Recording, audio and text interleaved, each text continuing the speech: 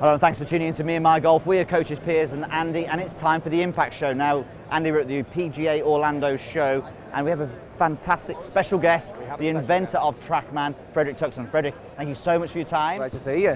Great to be on the stand here at Trackman. Very excited to go through this video with you. Now, we're talking about Trackman 4, but we're doing something a little bit different here. We're talking about how the putter software that you've developed, and it's very interesting what's been happening and some of the results you've been finding. So can you talk to us a little bit about that? Yeah, absolutely. I mean, as you said, we came out with Trackman 4. That's actually just a year ago here at the show, and which has this dual radar technology inside. And putting is actually kind of the first application where we take full advantage of some of that technology we have put in there. So we have this very high frequency radar that's capable of actually tracking very, very slowly, moving things like a putt. Yeah. So, and here for the show now, this is actually the first time it's not officially released yet, but we are looking at something really, really close here. We're just teasing them, really, aren't we? Exactly.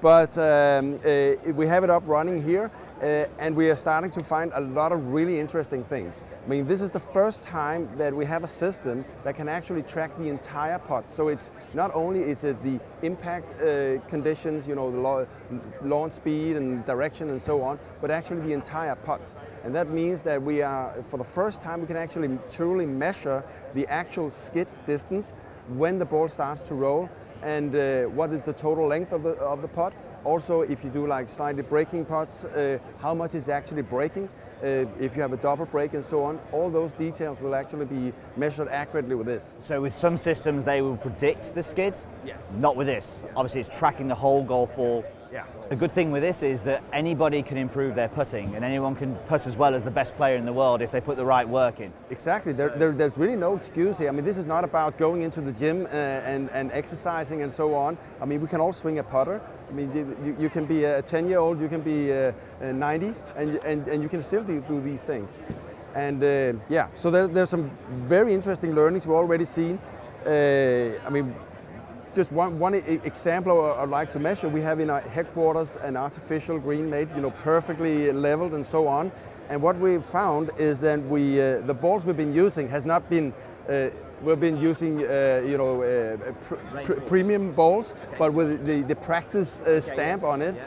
And it turns out that when you use these balls, when the ball slows down, the last 2-3 feet in front of the hole, actually the ball can take almost any direction. It can go straight, but it can go to the right and go to the left, even though it's perfectly flat.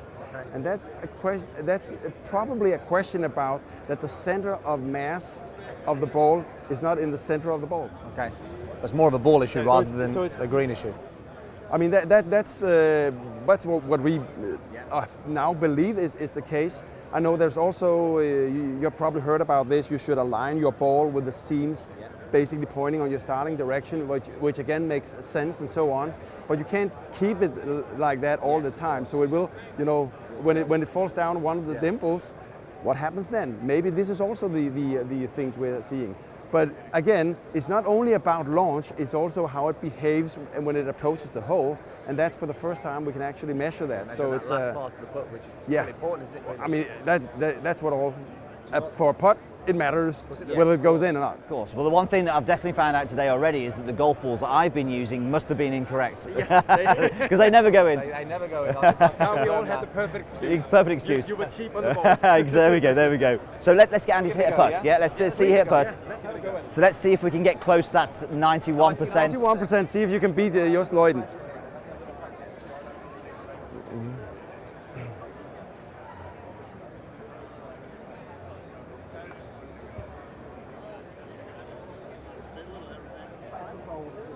Okay. Wasn't too bad.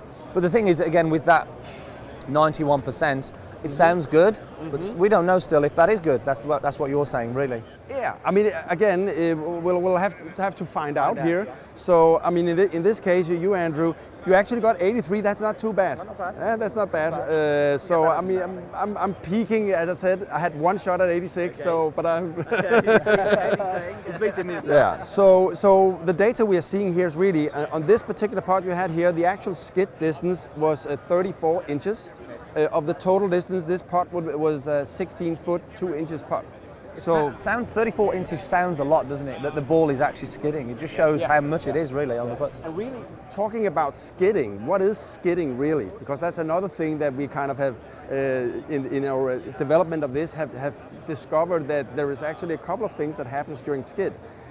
The ball can actually, during the skid phase, it can either be bouncing, and that typically happens if you launch it, with a lofted putter.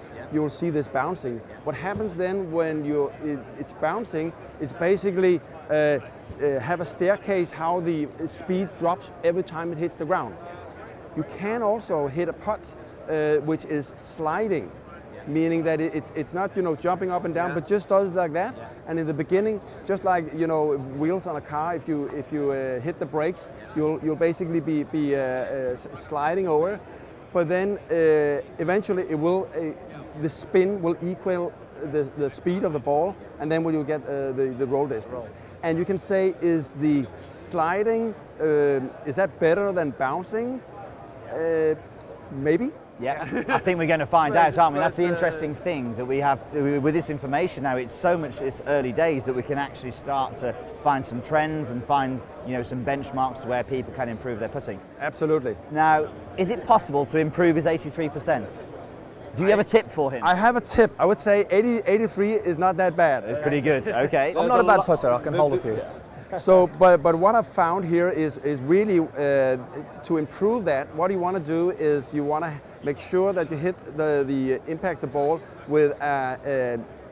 You will need to take some loft off the putter. So basically having a little bit more forward lean, either that or less loft on the putter. And then if you can hit the ball a kind of a little bit on the upper part of it, it seems like that gives a more rolling distance. So there's about 3 degrees, I think, on this putter. So by actually taking that little bit of 3 degrees off, it's going to help that roll earlier. Yes. So definitely felt that the distance was off there, but I felt that the hands were forward and I was sort of hitting more of that top of the ball. It wasn't as powerful, but so the skid won't be as long. Let's see. 83 again. Oh well, very consistent, aren't I? Well, you're at least very consistent. But it is, I mean, as you said there, he was quite sort of solid on that to start with. I think a lot of people, as you say, they do add loft to their putts. We've done a lot of work on putting, and we've seen that a lot that people do add loft on their putts. Going to be able to develop some benchmarks, which I think is great. And I think the launch direction for us will be really important as well. We're really looking forward to doing that. And this is a great sort of introduction to the videos that we can do from this point as well. So we can start experimenting with this ourselves, but also doing some testing, doing some videos on it as well. It'll be a learning experience for us as well, isn't it? Working closely with you guys to really ultimately get the right information that's going to help these guys put better. Absolutely. Perfect, Absolutely. guys. Thank you so much for watching. Thank you so much for your time, Frederick. Thank you very much. Any more information on this, obviously keep watching our videos, but go and have a look at Trackman. Post any comments you have about this. I'm sure you will have some questions about this because this is a very fresh and new topic. Post them down below and we'll look forward to seeing you soon. Thanks.